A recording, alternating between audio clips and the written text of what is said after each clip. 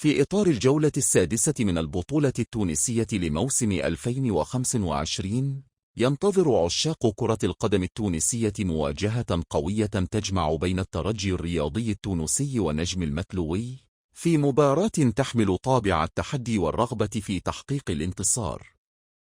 الترجي يدخل اللقاء بأهداف واضحة، وهي مواصلة المنافسة على صدارة جدول الترتيب، خاصة وأن الفريق يملك قاعدة جماهيرية كبيرة دائما ما تدعمه داخل وخارج الملعب.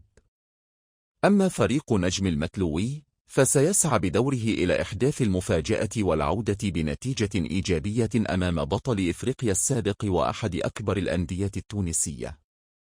المباراة تعد اختبارا مهما للفريقين، فالترجي يريد تأكيد قوته واستمراره في سلسلة النتائج الإيجابية، بينما يبحث نجم المتلو عن إثبات الذات وكسب الثقة من خلال مواجهة الكبار. وبخصوص القنوات الناقلة، فسيتم بث اللقاء عبر القناة الوطنية التونسية بالإضافة إلى قناة الكأس القطرية التي اعتادت على نقل أبرز مواجهات البطولة التونسية، مما يتيح للجماهير داخل تونس وخارجها متابعة القمة المرتقبة. إذن، نحن على موعد مع أجواء كروية حماسية بين الترجي ونجم المتلوي في الجولة السادسة، مباراة قد تحمل الكثير من التشويق والإثارة. فكونوا في الموعد لمتابعة تفاصيلها.